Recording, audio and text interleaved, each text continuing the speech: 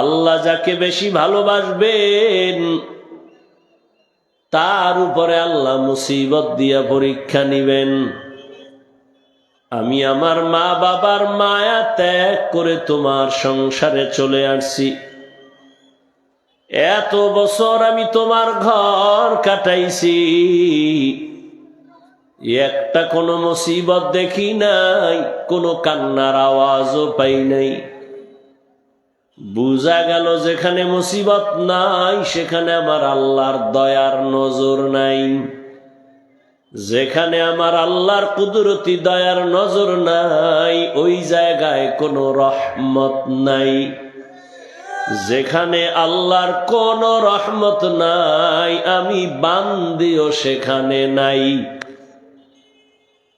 এই জন্য তালাক আমি চাইছি, কিন্তু রাস্তার মাঝে যাওয়ার পরে তুমি যখন পড়িয়া গেছো, পা ভেঙ্গে গেছে, কান্না শুরু, আল্লাহর রহমত চলে আসছে, আল্লাহ রহমতের নজর দিয়ে তোমাকে মুসিবতে ফালাইছেন। মুসিবত আসছে তো আল্লাহর রহমত আসছে, যেখানে আল্লাহর রহমত আছে আমিও সেখানে আছি। তখন আল্লাহ তাকে মুসিবত দেন, মুসিবতে ধৈর্যের পরীক্ষা নিয়ে মর্যাদা বাড়ায় দেন। আরো আস্তে করে বলেন, ইয়া ইলাহি তু মেরা মাবুদ হ্যায়, ইয়া ইলাহি তু মেরা মাশুক হ্যায়। তো মুসিবত আসাটা এটা নেয়ামত। বাকি হলো এই মুসিবত আসলে পাশ করার জন্য একটা পুঁজি লাগবে, এটা হলো ধৈর্য। ধৈর্য না থাকলে কোনো পরীক্ষায় কামিয়াব হওয়া যাবে। আল্লাহ আমাদেরকে ধৈর্য ধারণকারীদের অন্তর্ভুক্ত করে দেন। একজন স্ত্রী আর স্বামী, মোটামুটি মেয়েটা ভালো বাবার মেয়ে, তো একদিন স্বামীর সাথে একান্তে কথা বলার সময় জিজ্ঞাসা করল, এই স্বামী তুমি আমাকে মোহাব্বত করো? বলে হ্যাঁ। বলে কি পরিমাণ? বলে এটার কোনো পরিমাণ নাই। বলে কেমন মোহাব্বত করো? স্বার্থ নিয়া?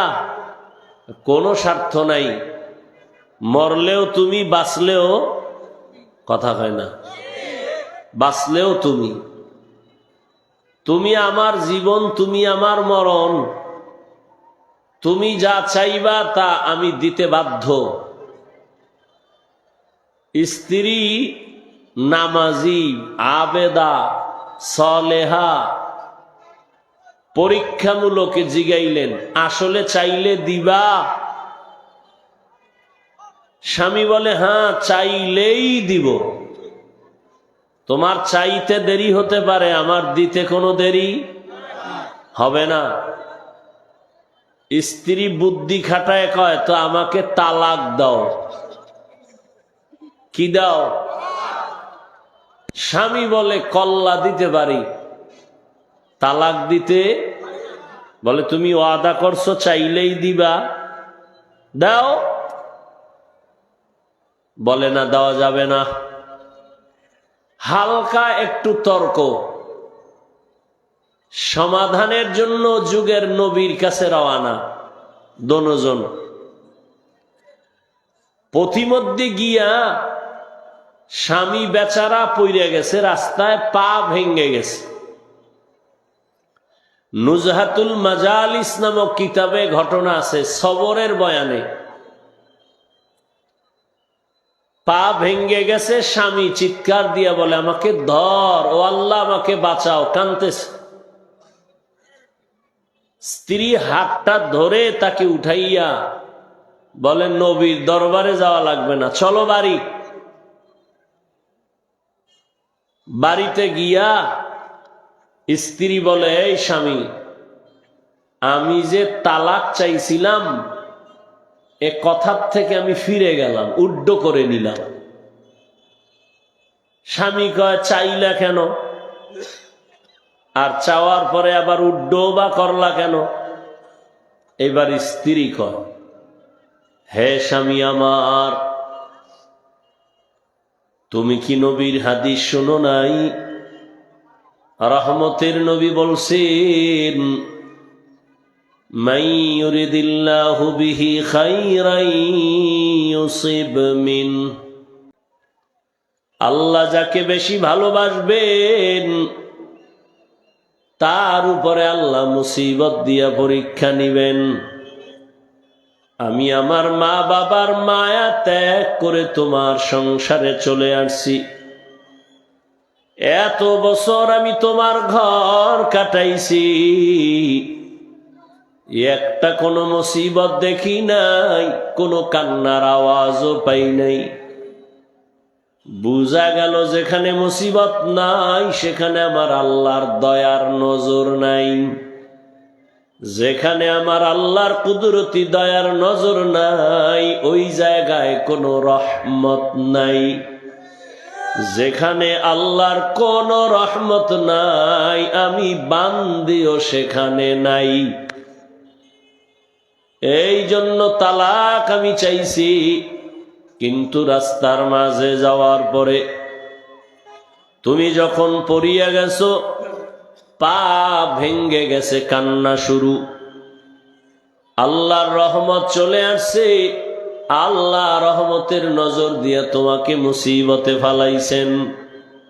মুসিবত আসছে তো আল্লাহর রহমত আসছে, যেখানে আল্লাহর রহমত আছে আমিও সেখানে আছি। এই জন্য তালাক চাইয়া ফিরায় নিলাম। হাজার না 1 কোটির মধ্যে একজন মা কি এভাবে পাবেন? আর আপনি এই মা তো খুঁজেনও নাই, আপনি খুঁজছেন ডানা কাটা ভরি। আর মোবাইলে যেই পরিমাণ আকাম করেন সারা রাত, দরওয়াজা জানালা বন্ধ করে, মাইয়া পোলার হক আদায়ের চিন্তা নাই, বউয়ের হক আদায়ের চিন্তা নাই, সারাটা রাত মোবাইলের হক আদায়ে কবিরা গুনাহ কবিরা গুনাহ কবিরা গুনাহ করে সারাটা রাত কাটান। মুহাম্মদের উম্মত না হইলে আপনি ঘুম থেকে উঠে দেখতেন আপনার চেহারাটা শুকর হয়ে গেছে। শুধু মুহাম্মদের উম্মত হওয়ার কারণে আপনাকে এখনো মানুষের মতো দেখা যায়, ভিতরটা আসলে আপনার মানুষের কায়দায় নাই, আপনার থেকে পশু ভালো।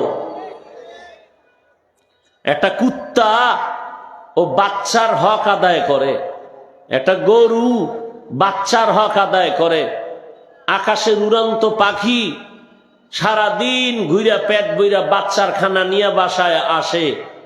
আশরাফুল মখলুক, তুমি এত খারাপ কেন? তোমার স্ত্রীর হকের চিন্তা করো না, সন্তানের হকের চিন্তা করো না, সারাটা রাত মোবাইল নিয়ে কবিরা গুনাহ করে কাটাইয়া নিজের চেহারাটা নষ্ট করে ফেললা, জীবন নষ্ট করে ফেললা, যৌবন নষ্ট করে দিলা। তোমার ভেতরে আর আছে কি? কিচ্ছু নাই, চোখের পাওয়ার নাই। এই মোবাইলকে কেন্দ্র করে তোমার হার্ট দুর্বল, এই মোবাইলের কারণে তোমার কিডনি ড্যামেজ, এই মোবাইলের কারণে তোমার ব্রেন দুর্বল, এই মোবাইলের কারণে তোমার চোখের পাওয়ার দুর্বল, এই মোবাইলের কারণে তোমার লেখাপড়া ধ্বংস, এই মোবাইলের কারণে কত যুবক মায়ের সাথে গাদ্দারি আর বেয়াদবি করেছো, এই মোবাইলকে কেন্দ্র করে বাবার সাথে কত সন্তান বেয়াদবি করেছো, এই মোবাইলকে কেন্দ্র করে কত ছাত্র শিক্ষকের সাথে বেয়াদবি করেছো, এই মোবাইলকে কেন্দ্র করে কত মুরব্বীর সাথে গাদ্দারি করেছো। তোমার মধ্যে আছে বলতে কিছুই নেই, শুধু আত্মা আছে, রুহুটা আছে, ওটা চলে গেলে তুই শেষ। চরিত্র নাই, যৌবন নাই, জীবন নাই, লেখাপড়া নাই, আছে বলতে তোমার মধ্যে কিছুই নেই। চেহারার দিয়ে তাকাইলে মনে হয় কি আর বলবো, ভালোর জন্য বলতেছি, মনে বড় কষ্ট।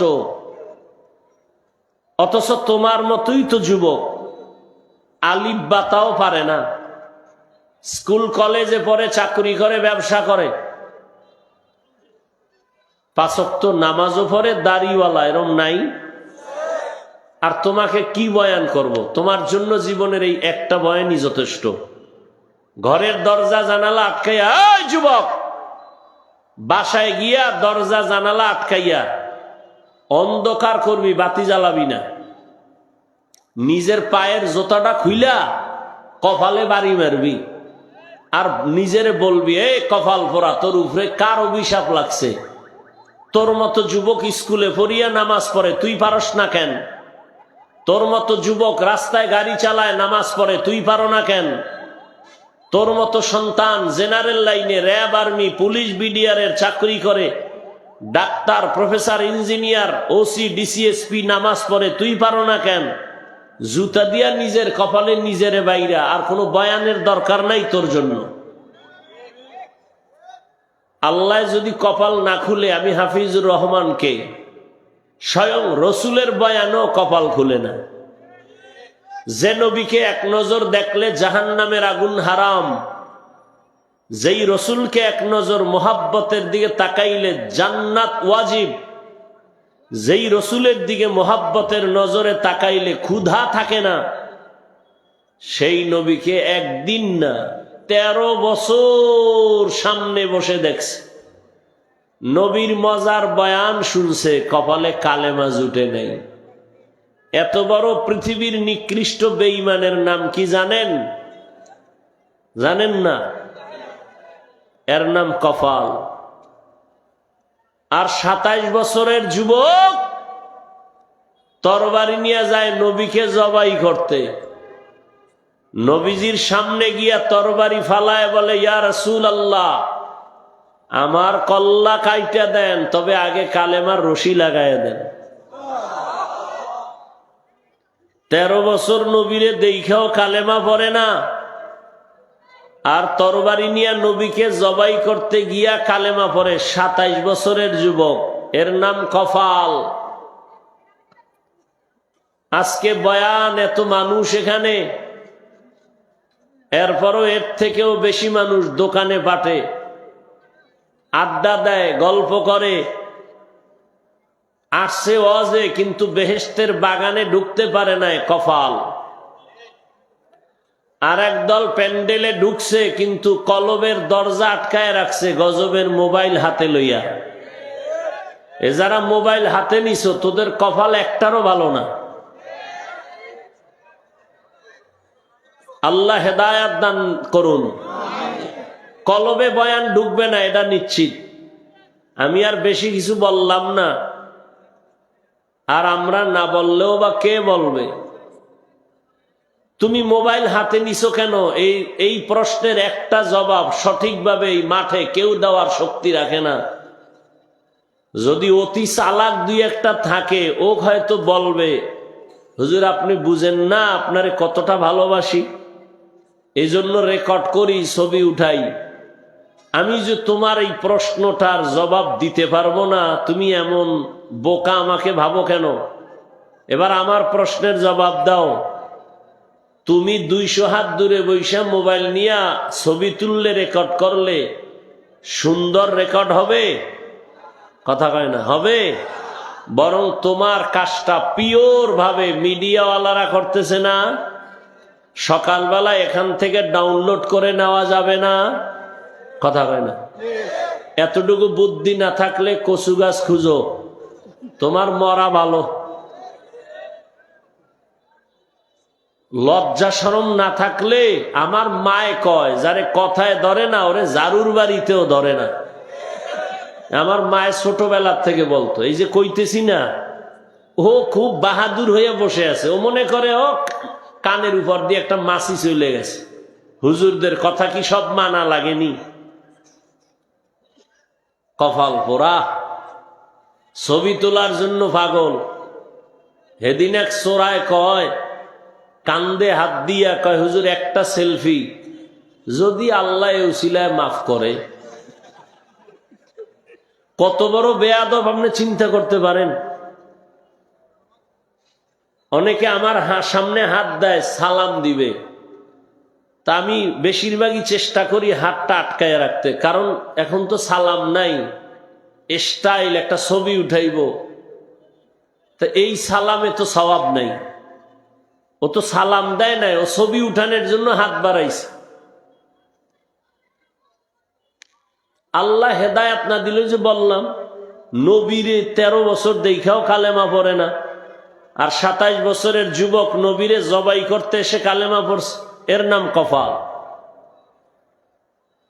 24টা ঘন্টা মোবাইল লইয়া মরে, খোদায় কানে দইরা বেহেশতের বাগানে নিয়ে আইছে, এই টাইমটা মোবাইল ছাড়া থাকতে পারে না।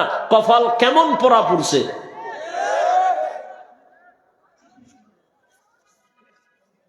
আল্লাহ আপনি হেদায়াত দান করুন। বলে গেলাম, মানবা না মানবা সেটা তোমার বেলা, তোমার চিন্তা, আমার চিন্তা আমি বলবো কিনা। আল্লাহর আদালতে আমাকেও জবাব দিতে হবে। এই হাফিজুর রহমান, দুনিয়াতে তো আরো বড় আলেমও তোর পাশে বইয়েছিল, কিন্তু তোর কণ্ঠের মধ্যে আমি যে একটা নিয়ামত দিছি, যে হাজারো মানুষ তোর সামনে আসে, তুই চাইলে তো হক কথাটা বলতে পারতি, তুই বললি না কেন? এই প্রশ্নের জন্য জবাবটা এখন রেডি করে গেলাম। মানবেন কিনা সে জবাব আপনার। আল্লাহর কাছে আমার জবাব কি দিব সেটা রেডি করে গেলাম। আপনি কি জবাব দিবেন আপনারটা আপনি রেডি করেন। ইয়া আইয়ুহাল্লাযীনা আমানুস্তাঈনু বিস-সাবরি ওয়াস-সালাহ ইন্নাল্লাহা মা'আস-সাবিরিন। আল্লাহ বলেন, হে মুমিন, সাহায্য প্রার্থনা করো সবর ও সালাতের মাধ্যমে। সাহায্য চাইতে আল্লাহ বলেছেন, শুধু মুমিনকে বলেছেন, কোন বেঈমানকে বলেন নাই। প্রশ্ন হলো, আল্লাহ সাহায্য কেন চাইতে বললেন এবং মুমিনকে কেন বলেছেন, বেঈমানকে কেন বলেন নাই? কারণ দুনিয়াতে যত বেঈমান বিধর্মী সব আমার আল্লাহর বানানো বান্দা। না আর একজনা? হিন্দু কার বান্দা? বৌদ্ধ ধর্মের মানুষ কার বান্দা? ইহুদি ধর্মের মানুষ কার বান্দা? দুনিয়ার সব মানুষ। পয়গম্বর আদম আমাদের আদি পিতা,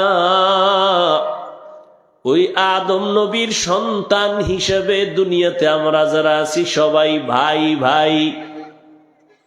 বাবা হিসাবে আদম নবীর সন্তান হিসেবে হিন্দু আমাদের ভাই, বৌদ্ধ ধর্মের মানুষ আমাদের ভাই, ইহুদিরাও ভাই। তবে ইমানের মাপে যদি দাঁড়ায় যায়, ইমানের স্কেলে আমরা মুমিন আর এক মুমিনের ভাই। हकीकत से तो दुनिया बेखबर है, दुनिया की नुमाइश पर नजर है। नमी गुयम के आज दुनिया जुदा बाश, बहर कारी के बाशी बा खुदा बाश। দুনিয়ার সব মানুষ আল্লাহর বান্দা। ও আল্লাহ, শুধু মুমিনকে সাহায্য চাইতে কেন বলছেন, বেঈমানকে কেন বলেন নাই? প্রশ্নের সংক্ষিপ্ত জবাব, জান্নাত শুধু মুমিন পাবে, কোনো বেঈমান কখনো জান্নাত পাবে না। কোনো বেঈমান জান্নাত পাবে না। কারা পাবে? জবান খুলেন, কারা পাবে? একমাত্র মুমিন জান্নাত পাবে।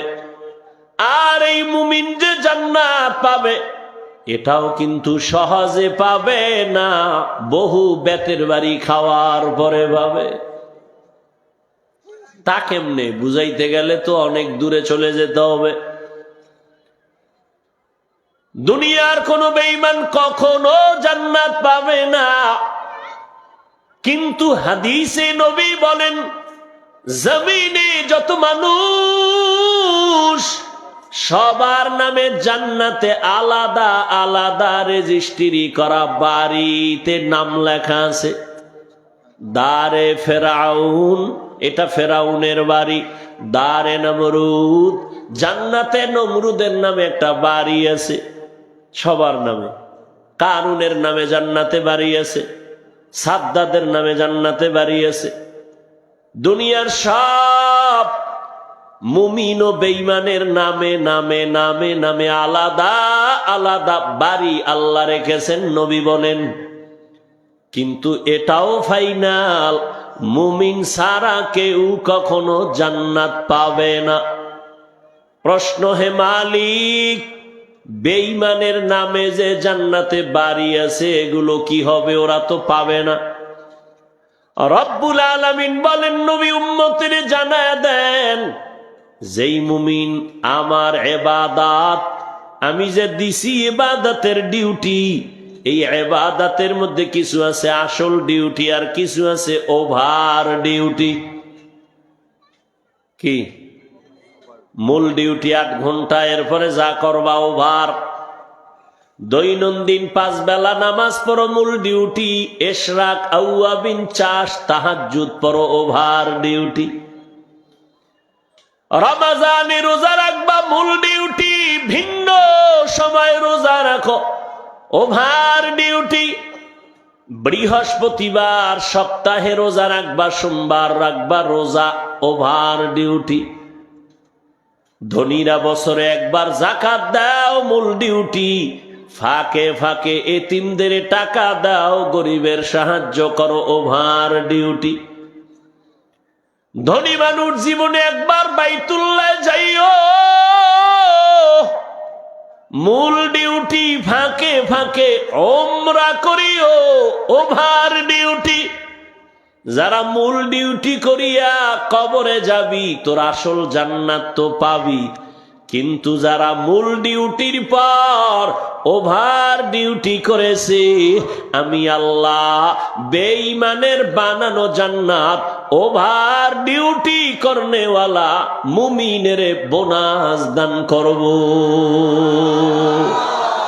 আতিনা ফি দারে দুনিয়া না হাসান, আতিনা ফি দারে উকবা না হাসান, ইয়া গিয়াসাল মুস্তাগীসিন ইহদিনা লফতিখারা বিল উলুমে ওয়াল গিনা। হর গড়ি দে নেকো তু তৈয়ার है, जो न मांगे उससे तू बेजार है। জান্নাত কারা পাবে? মুমিনেরা। আপনি চিন্তা করবেন, যে ছোট জান্নাত পাবে সে 10 দুনিয়ার সমান। তাহলে আমার আর বোনাসের দরকার কি? হ্যাঁ, দুনিয়ার কোটিপতিওয়ালাদের জিজ্ঞাসা করেন, তোমার বাড়ি কয়টা? কয় 7টা। আরো করবানি? কয় আরো চাই।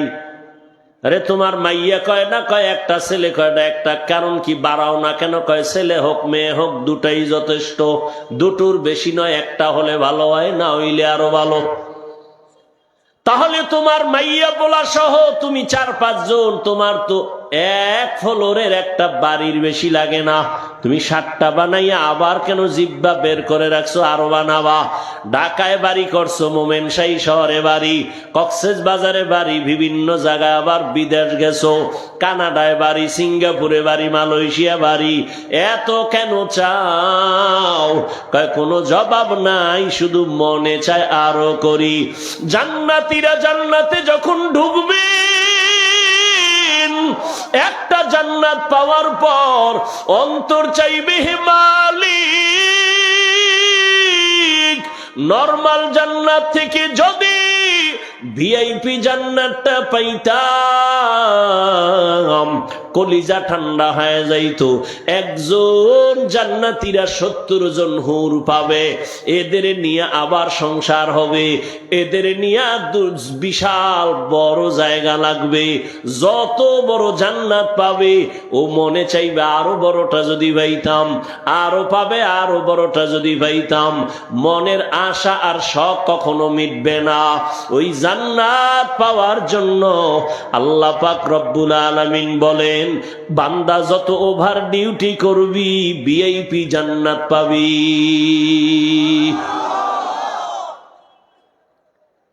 আর মুমিনেরা যে জান্নাত পাইবা তোমাগো খবর আছে।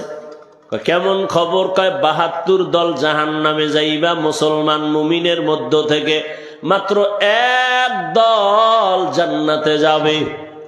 72 দল কথা কয় না, জাহান্নামী। এরা হিন্দু না, বৌদ্ধ না, সব কিন্তু মুমিন। খুব হিসাব কইরেন। আমনে তো মুছে তেল লাগায় খুব মাস্তানি ভাব নিয়ে আছেন। কত বড় বেয়াদব! কয় নামাজ না পড়লে কি হইব? দিল পরিষ্কার। সবাই জান্নাতে গেলে জাহান্নামে যাবে কে?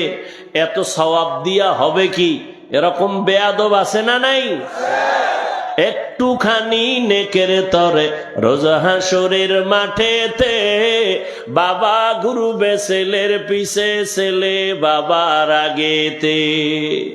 আহাতে মন কঠিন দিনেতে নামাজ তোমায় ভুলবে না, ঠিক মতো পড়িলে নামাজ জান্নাত তোমার ঠিকানা। ঘুমের চেয়ে নামাজ ভালো আর তুমি ঘুমাইও না, ঠিক মতো পড়িলে নামাজ জান্নাত তোমার ঠিকানা।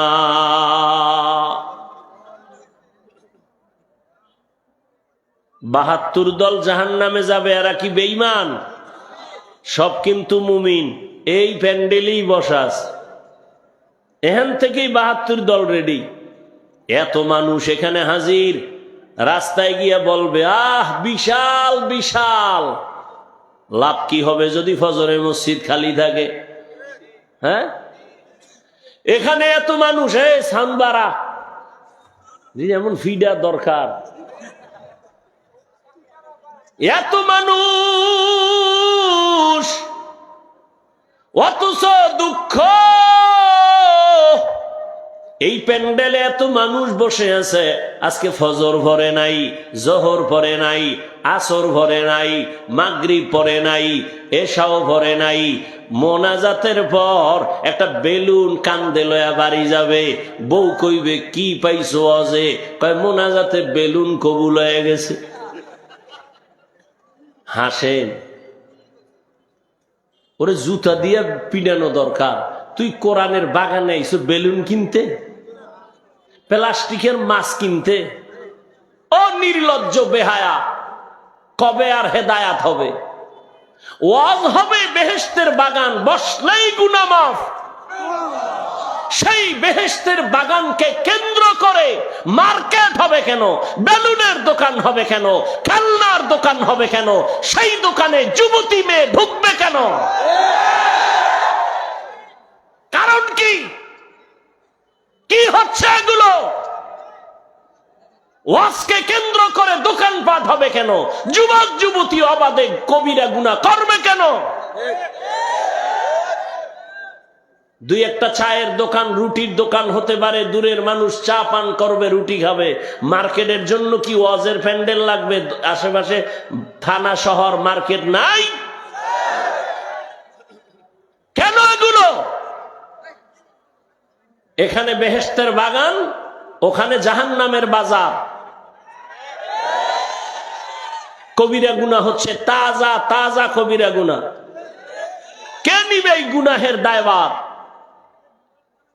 কে বলবে এই কথা? এ জাতি এত কপাল পোড়া। বক্তা বাদ দিবে, তারপর ওই কবিরা গুনার বাজার বাদ দিবে না। বলবে এই বক্তা বাদ দে, তারপর আমরা আকাম বাদ দেওয়া যাবে না। আল্লাহ হেদায়াত দান করুন। কি আবার সমস্যা কি?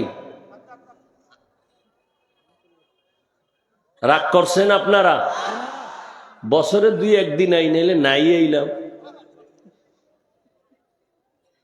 এক সময় তো ঘুরছি ইচ্ছারং, এই মোমেন শাহী, শেরপুর, এমন একটা থানা নাই যে ঘুরি নেই। সপ্তাহে সপ্তাহ থাইকা থাইকা বয়ান করে গেছে। আল্লাহ, জহুরের নামাজের পরে বয়ান করছি নেত্রকোনা। এখানে আসছি আসরের সময়, দোবাউরা না। কালকে আবার জহুরের সময় বয়ান সিলেট আলিয়া মাঠে। দৌড়াইতেছি কুত্তার মতো। একটা মানুষ নি দিনের পথে আসে। আর কি আমাদের পাওয়ার কি আছে? আমরা প্রধান উপদেষ্টা হব? হ্যাঁ, দরকার আছে ওই প্যারা মাথায় নেওয়া? সম্ভব? এখানে মাইয়া, ওখানে মাইয়া, এই ছবি এই ছবি, এ কোনো আলেমের দ্বারা সম্ভব? দরকার নাই, দেশ তোমরা চালাও, তবে জুলুম করলে আবার আন্দোলন হবে। জালেমের ছাড় দেওয়া হবে না, কোনো ছাড় নাই। এই জন্য চরমনাই বলে আসছি, কাফনের কাপড় হাতে নিয়ে রেডি থাকো, ডাক দিলে আবার নামবা, রেডি থাকো। নাকে তেল লাগায় আরামে ঘুমাবা সেদিন ইসলামের স্বাধীন হবে। যেদিন নাকে তেল লাগায় আরামে ঘুমাবা সেদিন এদেশে মাদ্রাসা মসজিদে কমিটির মধ্যে সুদখোর বেনামাজি থাকবে না। যেদিন আল্লাহ হেদায়াত দান করুন। 20 বছর ডাউলের পানি আডার রুটি খাইয়া 24 ঘন্টা কোরআন শরীফ নিয়ে গবেষণা। এরপরে আল্লাহ হুজুর গো দোয়ায় মাওলানা বানাই আপনাকে সামনে আছে। বেনামাজি সুদখোর যদি হুজুর বয়ান এমন করেন, ওরা কেমন জুতা দরকার?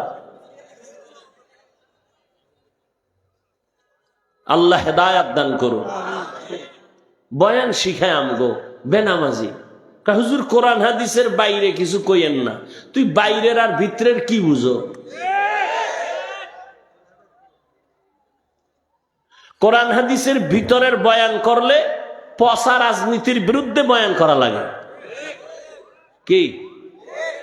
কোরআন হাদিসের ভিতরের বয়ান করলে তাজা সুদখোরের বিরুদ্ধে বয়ান করা লাগে। এই জাতির ব্রেন গেছে নষ্ট হইয়া। এই জাতি কি মনে করে জানেন? ধর্ম একটা, ইসলাম ধর্ম আলাদা আর রাজনীতি আলাদা, মানে এর সাথে কোনো সম্পর্ক নাই। বরং ইসলামী রাষ্ট্রনীতি, রাষ্ট্রনীতি ইসলাম। এই সব ধান্দাবাজার চান্দাবাজেরা এরা জানে ইসলামী সঠিক, শান্তি দিতে পারে, এর বাইরে কেউ পারে না। জানে, মানে না কেন? মানলে চুরি করতে পারবে না, দুর্নীতি করতে পারবে না, এই জন্য মানে না। এই যে আপনাদের রানিং চেয়ারম্যান, এই যে হেদায়েতুল্লাহ আজাদী বর্তমান রানিং চেয়ারম্যান, এরকম আরো চেয়ারম্যান আছে বাংলাদেশে, আলেম, খোঁজ নেন। মানুষের বরাদ্দ সরকারি চাউলগুলো মেপে মেপে বাড়ি বাড়ি পৌঁছায়া দেয়। আলেম জনগণের দায়িত্ব পেলে কিছু হোক বা না হোক, চুরি হবে না, দুর্নীতি হবে না। এই মাঠ পর্যন্ত ঠিক থাকলেই হবে, আর বাইরে আর ঠিকের দরকার নেই। আল্লাহ হেদায়াত দান করুন। শিয়ালের হাতে মুরগি দিয়ে কয় 3 দিন আমানত। শিয়াল কয় 3 দিন কেন? দোয়াও চাই, মাফও চাই। 1 সেকেন্ডও না, জিন্দা কেন, মরাও দেওয়া যাবে না। শিয়ালের হাতে মুরগি রাখলে যা হয়, ধর্মের চাবি বেনামাজি আর সুদখোরের হাতে দিলে তাই হবে। দিছে কে? যেই তলে ঠিক কইলা বেনামাজির হাতে ধর্মের চাবি দিছে কারা? কারা দিছে? হ্যাঁ, তা তোমরা দিলে আর সরকারের গালি দাও কেন? চিল্লাইছো ইসলাম চাই, ভোটের আগের রাত্রে পচা পায়খানা নামের টাকা খাইয়া সকালবেলা কেবলা ঘুরাই দিয়ে টিপ মারছে যে কেবলা এটা না, আর এক দিক। এই হারামখোর নাই, চেয়ারম্যান হইয়া চিন্তা করে আমার দি খাওয়াইলাম এই জনগণের বোর্রাইতে, আমি খামু কি? তো জনগণ খা, আমগো কপালে যেডি আইব ঢাকাতে এডি তুই খা। চলতেছে তো এগুলি। চেয়ারম্যানের গালি দেন কেন? চেয়ারম্যানেরটা খাইছেন, এখন আপনারটা চেয়ারম্যান খাইবে না? এই নিয়ম তো এইটাই। আপনি চেয়ারম্যানের ঘুষখোর কন কেন? সুদখোর বলেন কেন? গালি দেন কেন? গালি আপনাকে দেন। ওই যে একটু আগে বলছি, যুবক দরজা জানালা আটকাইয়া নিজের কপালে মারো।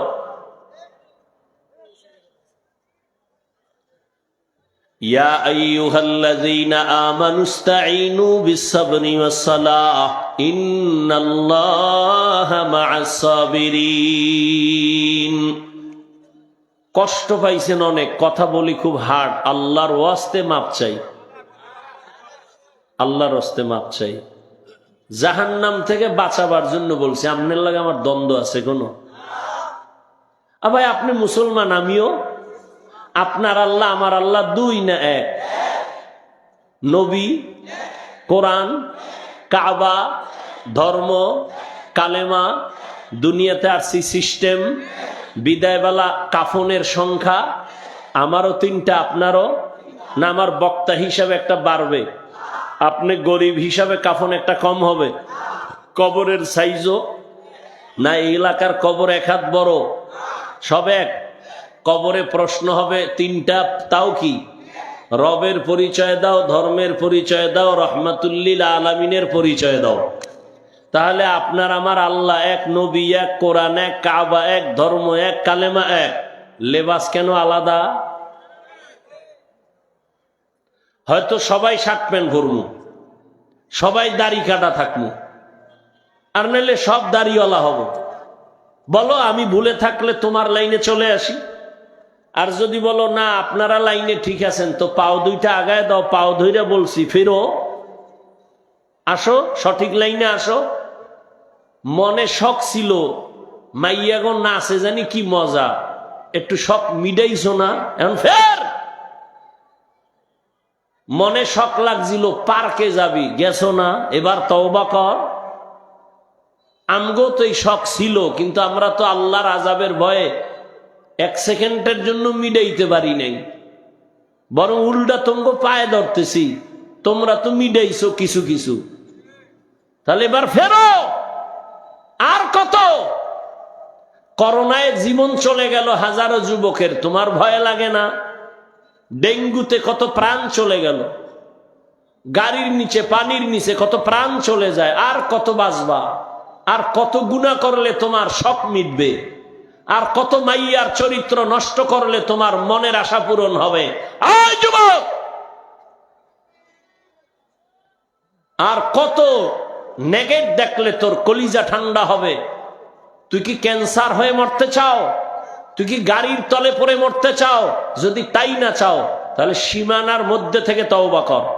গুনাহ কইরা সীমা লঙ্ঘন হলেই আসমান থেকে ফয়সালা নেমে আসবে। অত দূর যাস না, পায়ে ধরে বলছি, অত দূর যাস না। যদ্দূর গেছো ফের তওবা কর। খালি একটা বুঝতে মনে রে, যে হাফিজ ভাই তো কয় না টুপি পইরা স্কুলে তালা মাইরা কওমি মাদ্রাসায় যা। আমি একবার বলছি? আমি কি বলছি? স্কুলে পড়ো, কলেজে পড়ো, চাকরি করো, ব্যবসা করো, কোনো বাধা নাই। তুমি ডাক্তার হও, ইঞ্জিনিয়ার হও, প্রফেসর হও, একজন ব্যবসায়ী হও, তুমি একজন ডাক্তার হও, একজন ওসি হও, ডিসি হও, এসপি হও, তুমি একজন চাকরিজীবী হও। তবে আমার দাবি, এরে যুবক, ডাক্তার হইও কিন্তু বেয়াদব হইও না, ইঞ্জিনিয়ার হইও তবে বেয়াদব হইও না। বেয়াদবি কইরা জীবনে যদি ডাক্তার হও, তাসলিমার মতো জুতা খাইয়া পালাবি, কপালে শান্তি পাবি না। জিন্দেগি মে বন্দগি তু কর নাহি, জিন্দেগি মে বন্দগি তু কর নাহি, जिंदगी बे बंदगी शर्मिंदा है, जिंदगी बे बंदगी शर्मिंदा है। यहाँ हम सब मुसाफिर दिल ना लगा, अहले दिल की नजर से रूह करता जा, शाह दौलत सब फकीर घर नेक नेहे, शाह दौलत सब फकीर घर नेक नेहे। जिंदगी में बंदगी तू कर नहीं, जिंदगी में बंदगी तू कर नहीं, जिंदगी बे बंदगी शर्मिंदा है, जिंदगी बे बंदगी शर्मिंदा है। जिंदगी में बंदगी कुन बंदगी, बंदगी बे जिंदगी शर्मिंदगी। আল্লাহ তাআলা বলেন মুমিন সাহায্য প্রার্থনা করো। এইবার প্রশ্ন হলো কেন? কেন? সাহায্য তো ওই ব্যক্তির দরকার যে একা একা চলতে পারে না, দুর্বল, ঠিক না? আল্লাহ বলেন মুমিন সাহায্য প্রার্থনা করিও। ও আল্লাহ, কেন মুমিন সাহায্য চাইবে? দুর্বল ছাড়া তো সাহায্য কারো লাগে না, একা একা যে চলতে পারে না তার তো অন্যের সাহায্য প্রয়োজন। মুমিন কেন সাহায্য চাইবে? আল্লাহ কয় আমি তোরে সৃষ্টিগতভাবে দুর্বল করে বানাইছি। ওয়া খুলিকাল ইনসানু যায়ীফা, মানুষের মতো দুর্বল কোন প্রাণী আমি বানাই নাই। ও মানুষ, তুমি সৃষ্টিগত এত দুর্বল, একটা মশার কাছেও তুমি দুর্বল, একটা মাছির কাছে দুর্বল, একটা পিপিলিকার কাছেও তুমি দুর্বল।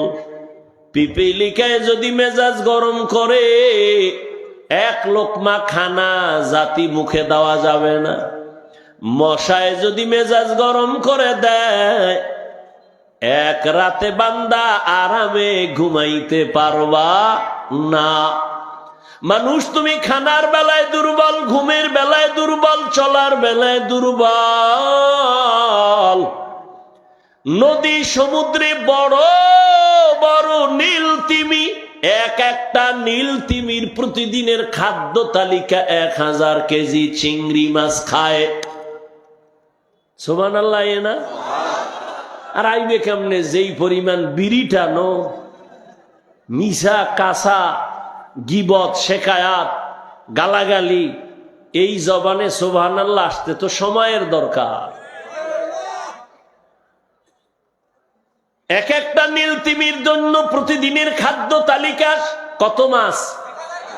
1000 কেজি চিংড়ি মাছ। ঢাকা চিড়িয়াখানায় যাও, এক একটা বাঘের প্রতিদিনের খাদ্য হলো 17 কেজি গোশত। মোমেন শাহী আছে নাকি এমন কোন খাদক 3 বেলায় 17 কেজি মারবে? আছে? না, না থাকলে না পারলেও কিন্তু ধাক্কা ধাক্কি কম চলে না। কি এই যত মামলা হামলা, খাই খাই কোম্পানি ঠিক রাখার জন্য, কারে মেরে কে খাবে? এই পাগল। ডাক্তার কয় মিষ্টি খাবি না, হারাম, তাড়াতাড়ি মরবি। ডাক্তারের এত কিছু শুই না মিলাদুন নবীর মিষ্টি খাইতে গেছে মসজিদে, জেলাফি খাওয়াই লাগবে। নাইলে ইমান ঠিক হইব না। এমন ইমান ঠিক করতে গেছে, এক পোডলা পায়ে দেয়, খুব গেরান আসতেছে, বগলের তলে নিয়ে সিফা দিয়া মানুষের আর এক হাত বাড়াইছে, আর এক প্যাকেট ইমান ঠিক করে। আর একজন পিছন দিয়ে তাকায় দেখে আমি একটাই ভাই নাই, ও একটা বগলে লই আর একটা টানতেছে, বগলের ডা দূরে টান মারছে। যখন টান দিছে দুইজনে লাগছে ধুম কিলাকিলি, এমন কিলাকিলি ধাক্কা ধাক্কি চলছে, কেউ কাউরে ছাড়ে না। 2 প্যাকেট পায়ের নিচে বইরা জেলাফি নাই। আধা ঘন্টা এরকম ধাক্কাইয়া ডাইনে বামে চাই দেখে কেউ নেই, ওরা 2 জন ছাড়া। এইবার কয় কি? ও কয় সব গেছি গিয়ে, তুই আর আমি ছাড়া কেউ নাই, জেলাফিও নাই। 2 জনে বাইরে, কয় খোদাই মসজিদে আর ঢুকায়ও না, জেলাফি কেন পাইলাম না। এরে আল্লাহর গোলাম, তুমি খানার বেলায় কত দুর্বল, মেধার বেলায় তুমি দুর্বল, ঘুমের বেলায় তুমি দুর্বল। এরে আল্লাহর বান্দা, তুমি ইঞ্জিনিয়ারিং পাশ করছো, বুয়েটের ইঞ্জিনিয়ার, তোমার থিওরির মধ্যে বিল্ডিং বানাইছো, ডিজাইনে ভুল, আঁকা বাঁকা, ভুল হয় না? কিন্তু দেখ, তোমার থেকে কত দামি নির্ভেজাল ইঞ্জিনিয়ার মৌমাছি, নজর কইরা দেখছুনি কত সুন্দর বাসা বানাইছে। 20 কেজির বেশি মধু থাকে একটা বাসায়, একটা গাছের ডালার সাথে নিচে ঝুইলা রইছে, এটা রশি দিয়া বান্ধেও নাই, আধা মনের উপরে মধু আছে বাসায়। এত সুন্দর বিল্ডিং বানাইছে, কোন কামরার সাথে কামরার সুতায় ব্যবধান নাই, ঠিক নি? নজর করিয়া দেখো, মধু যেই বোতলের মধ্যে রাখা, ওই বোতলগুলোর মুখ খোলা, সব নিচের দিকে। তাকায়া দেখছো নিরে মানুষ, 1 ফোঁটা মধু কখনো গড়াইয়াও পড়ে নাই, ঠিক নেই? এমন সুন্দর বিল্ডিং, মৌমাছির বিল্ডিংটা তো সুন্দর, ওদের ডাইনিং আলাদা, ড্রয়িং রুম আলাদা, ওদের বাথরুম আলাদা। আমেরিকার মৌমাছির বাসা, বাংলাদেশের মৌমাছির বাসায় কোনো ব্যবধান নাই। তাকায়া দেখো, মনে হয় এক শিক্ষকের ছাত্র। তোমার ইঞ্জিনিয়ারিং এর থিওরিতে ভুল আছে, মৌমাছিরটায় ভুল নাই। ও মোমেন শাহীর মানুষ, ছোট্ট একটা পাখি আছে আমগো দেশে, এটাকে কেউ বলে চড়ুই পাখি, কেউ বাবুই পাখি বলে। আপনারা কি বলেন? এরা যে সুন্দর বাসা বানায়, তাল গাছ ছাড়া বানায় না, দেখছেন নি? খেজুর গাছ ছাড়া বানায় না। এই চড়ুই পাখি নারিকেল গাছে কেন বাসা বাঁধলি না? কয় আমরা ভালো করে জানি, আমাদের রাডার বড় কঠিন, আমগো রাডারে ধরা পড়ছে এই জমিনে মাঝে মাঝে নার্গিস আসবে, সিডর আসবে, নারিকেল গাছ ভেঙ্গে যাবে, এরপরে বিভিন্ন গাছ চাম্বল ভেঙ্গে যাবে, কিন্তু যতই তুফান হোক না কেন, সহসয় তাল গাছ আর খেজুর গাছ ভাঙবে না। মানুষ তুমি মেধার বেলায় দুর্বল, খানার বেলায় দুর্বল, ঘুমের বেলায় দুর্বল, এত কিছু দুর্বলতা নিয়ে সামনে তুমি আগাইতে পারবা না। দুনিয়ার লাইনে মেধায় তুমি দুর্বল। কেমন দুর্বল? MBBS, FCPS, FRCS এর সার্টিফিকেট নিয়ে বসছে, কিন্তু সব ডাক্তার এক না। একজন কান নাক কান গলা নিয়ে বয়া, এরে গিয়া কোন স্যার আমার পেটে ডিস্টার্ব, কয় ব্যর্থ, এই বিষয়ে আমি অভিজ্ঞতা নাই, আমার কান দেখাও, কণ্ঠ দেখাও, আমি বলবো মেডিসিনের ডাক্তারের সাথে যাও। মেডিসিনের ডাক্তারের গিয়া যদি বলো, ও মেডিসিনের ডাক্তার আমার কণ্ঠের মধ্যে ঝামেলা, বলে আমি পারবো না। এক ডাক্তার আর এক ডাক্তারের তুলনায় জ্ঞানে ব্যবধান কত। এরে নবীর আশেক, আবার ধর্মীয় লাইনে দেখো কত দুর্বল। যে কোরআন পড়তে পারে না, কোরআন পড়নেওয়ালার কাছে দুর্বল। আবার যে কোরআন পড়তে পারে, যে কোরআনের তরজমা পারে, শুধু পড়নেওয়ালা তরজমাওয়ালার কাছে দুর্বল। আর একজনে তরজমার পরে ব্যাখ্যাও জানে, ওই বান্দার আল্লাহর কাছে তরজমাওয়ালা দুর্বল, আবার একজনে তাফসির জানে কিন্তু আয়াত হাদিস দিয়া ফতোয়া দিতে পারে না। মুফতি সাহেবের কাছে তাফসিরওয়ালা দুর্বল। দুনিয়াতে একে অন্যের বেলায় দুর্বল, মেধার বেলায় দুর্বল, খানার বেলায় দুর্বল, বুদ্ধির বেলায় দুর্বল, চলার বেলায় দুর্বল। এই দুর্বলতা নিয়ে বান্দা তুমি জান্নাতের পথে আগাইতে পারবা না। আবার যেই জমিন দিয়া হাঁটবা ওই জমিনটা বড় নাপাক, যেদিকেই তাকাও সেদিকেই শুধু গুনাহ গুনাহ গুনাহ। ডানে তাকাইয়া দেখো গুনাহ, গুনার ফ্যাক্টরি পকেটের মধ্যে নিয়ে চলতেছ রে যুবক। এত গুনাহ, চোখের গুনাহ, হাতের গুনাহ, পায়ের গুনাহ, কানের গুনাহ, অন্তরের কল্পনার গুনাহ। এরপরে আবার জমিনের পরিবেশটা বড় নাপাক। আবার তিন দল শয়তান পেছন থেকে তোমারে আমারে টানে জান্নাতে যেন আগাইতে না পারি। এক শয়তান বডির মধ্যে নফস শয়তান, আর এক শয়তান প্যান্ডেলের বাইরে জিন শয়তান, আর এক শয়তান তোমার ডানে বামে বসা মানুষ শয়তান। ঠিক নি? এত শয়তানের ধাক্কাইয়া আগাইয়া জান্নাতে যাওয়া বড় কঠিন। এত দুর্বলতা নিয়ে আগাইতে চাইলে অন্যের সাহায্য ছাড়া হবে। এখন তুমি অন্যের যে সাহায্য নিবা কার থেকে, কার থেকে তুমি সাহায্য চাইবা? এই প্রশ্নের জবাবে সব বাঙালি কইব আল্লাহর থেকে নিব। এটাও ধোঁকা। এই জাতি যদি আসলেই আমার মালিক থেকে সাহায্য চাইতে, এই জমিনে 50 বছর আগে এনজিও গোষ্ঠী পালায়া যাইত। আল্লাহর কাছে চায় না। এক সূরায় কয় চাইয়া দেখছি আল্লাহ দেয় না, এই জন্য চাই না। কয় জোর কইরা না, বিবেক দিয়া ঘুরাও। সাহায্য যার থেকে নিবা তার মধ্যে 3টা দুর্বলতা থাকা যাবে না, তাহলে চাইলেই পাইবা। আর যার কাছে 3টা দুর্বলতা আছে তার কাছে চাইবা পাবা না। 1 নাম্বার দুর্বলতা, যার পেছনে টান নাই। আমি সামনে আগাইতে চাইলে আমার ছেলেকে আব্বু দাও, মেয়ে বলে বাবা দাও, স্ত্রী বলে স্বামী দাও, আব্বায় বলে এই ছেলে দাও, আম্মা বলে দাও। এত দাও ডেঙ্গাইয়া সামনে আগানো যায় না, খালি পিছনে টানে। ঠিক না? আচ্ছা, এইরকম পিছনে টান নাই কোন মানুষ আছে? 2 নাম্বার দুর্বলতা, যার অভাব নাই।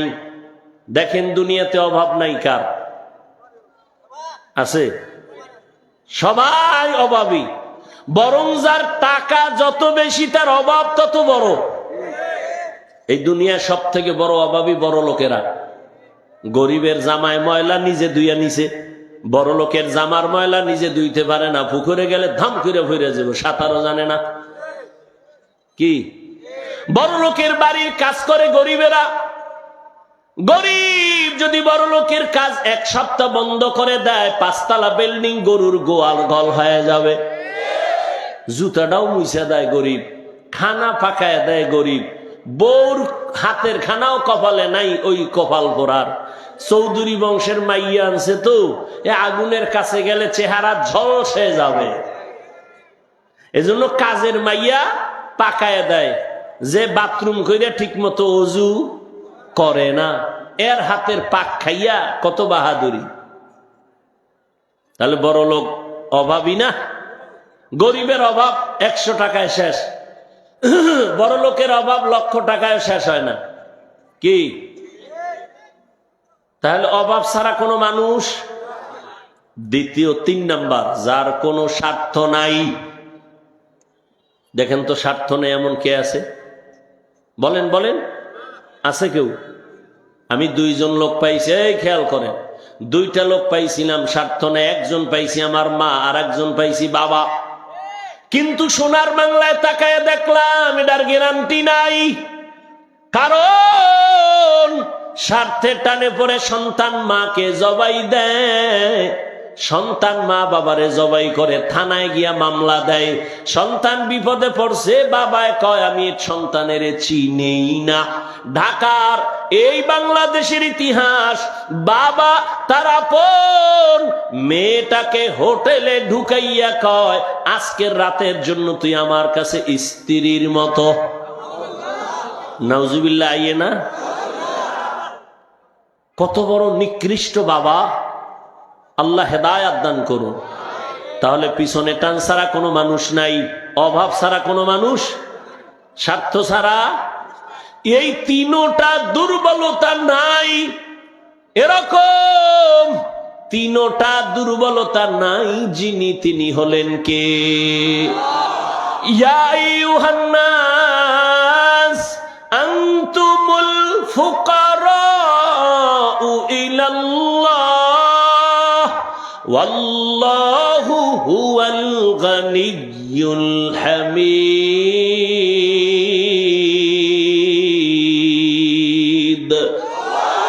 गर तवक्कुल मी कुनी हर सुबह शाम, मेरा सानद रिज़्क़ तू अज़ला मकाम, जुज़्बा हक़ ची ज़े मखा अज़ इंसो जा, फज़ले उआ मस्ते दर जुमला जहाँ हर गौरी दे ने को तू तैयारो है, जो न मांगे उससे तू बेजार है। ও আল্লাহর গোলাম, তাহলে এতক্ষণ আলোচনার দ্বারা আমরা ফাইনাল হলাম, সাহায্য লাগবে নি? লাগবে। 2 নম্বরে তিনটা দুর্বলতা যার নাই তার থেকে নিব, তিনি কে? আল্লাহ বলেন আমি ধনী, তোমরা সবাই গরিব ফকির। আমি শুধু ধনী না, আমি প্রশংসিত ধনী। দুনিয়াতেও বহু ধনী আছে, তবে প্রশংসিত না, সব হলো ভেজালিলা ধনী। 5,000 টাকা 50,000 টাকা মসজিদে দান কইরা, চায়ের দোকানে চাপাবাজি করে পুরা মসজিদ আমি কইরা দিছি। কি? আল্লাহ বলেন আমি ধনী কেমন জানো? আরে দুনিয়ার ধনীরা মন মতো দেয় না, বেশি দেয় না, চাওয়ার আগে দেয় না। আর আমি আল্লাহ চাওয়ার আগে দেই, প্রয়োজনের বেশি দেই। ও আল্লাহর বান্দা, আমি দিয়া খোটা দেই না, বরং আমি আল্লাহ ডাকি আয়, যা চাবি আমি দিতে দেরি করব না। দুনিয়াওয়ালারা দেয় না কেন? সব অভাবী। আর আমি আল্লাহ দিতে চাই কেন? আমার কোনো অভাব নাই। কোটি টাকার মালিক দেখো, অভাব হয় না দূর, গরিব ঘুমায় আরাম করে মনটা বাহাদুর। ফেরাউনের লাশটা দেখো মিশর জাদু ঘরে, খায় না মাটি পোকা মাছি সবাই ঘৃণা করে। হৃদয়ে থাকিবে যার নম্রতা সাদা, রহমত আসিবে সেথা প্রভুর ওয়াদা। বড়র বড়াই থাকলে দিলে রহমত আসবে না, নিজেকে নিজে ছোট মনে করিও সাদা। উঁচু জমিন থেকে পানি নিচু জমিনে যায়, তেমনি খোদার রহমত আসে নম্রতার হৃদয়। ভোগবিলাসের বাড়ি গাড়ি পরে রবে সব, ভোগবিলাসের বাড়ি গাড়ি পরে রবে সব। থাকতে সময় স্মরণ করো আল্লাহ আমার রব, থাকতে সময় স্মরণ করো আল্লাহ আমার রব। ওই আল্লাহর কাছে চাইও রে মুমিন। ও যুবক, আমার নবী থেকে দামি কোনো মানুষ আসেনি? বলো, নবীজির প্রয়োজনে কিছু দরকার হলে নবী কার কাছে চাইতেন? আমার নবী যদি আল্লাহর কাছে চাইতে পারেন, তুমি এত ভিআইপি হইলা যে আল্লাহর কাছে চাইতে পারবা না। কেন চাও না? এর হয়তো জবাব এমন হতে পারে 2টা। হয়তো তোমার ধারণা আল্লাহকে পছন্দ হয় না, না হয় আল্লাহ দিতে পারেন না। কি? আল্লাহ পারেন, পারলে চান না কেন? তবে চাইলেও লাইন মতো চাইতে হইব। আপনার এলাকায় চেয়ারম্যান আসছে, কলারটা ধরে যদি খান চেয়ারম্যান আমার চিনেননি, আমার ভোট ছাড়া আপনি চেয়ার পান নাই, তাড়াতাড়ি 50,000 টাকা দেন। টাকা দিবে না জুতা মারবে? বলবে 50,000 কেন, 5 লাখ দিব, নিয়ম অনুযায়ী অ্যাপ্লিকেশন কর, গাদ্দারি করলে জুতার বাড়ি খাবি। আল্লাহ কয় আমি দিতে রাজি, তবে লাইন মতো চাও। কয় কেমনে? কয় 2 জিনিসের দ্বারা, বিসবরি আসসালাহ, ধৈর্য আর নামাজ। আমগো ধৈর্যও নাই, নামাজও নাই, যদিও ইমান তাজা। আল্লাহ হেদায়াত দান করুন। হায় হায় হায়, যুবক বাবারা রেডি হয়ে যাও, আর নামাজ চাইরো না। কি নিয়ত করা যায়? আল্লাহ কবুল করেন। অনেক কথা, কথায় কথা বাড়ে। এই আল্লাহর এই নিয়ামত কি সারা জীবন বললেও শেষ হবে? হ্যাঁ, কিয়ামতে আল্লাহ নিজে কোরআন শুনাবেন, নবী নিজে শুনাইয়া এই আশেকদের কলিজা ঠান্ডা করবেন। অতএব বয়ান শুনতে থাকেন। আমার প্রিয় ভাই, আপনাদের প্রিয় মানুষ ওবায়দুর রহমান হুজাইফি দামাত বারাকাতুহুম বয়ান করবেন, অত্যন্ত সুন্দর আলোচনা করেন। বাড়ি যেয়ে ঘুমাইবেন। এ জাতি রাতে ঘুমায় না, সারা রাত মোবাইলে আকাম করে, ফজরের পরে ঘুমায়, মোবাইলের হক আদায় করে সারা রাত। এখান থেকে বের হইলেই গুনাহ শুরু। অতএব দরকার নাই, বসেন।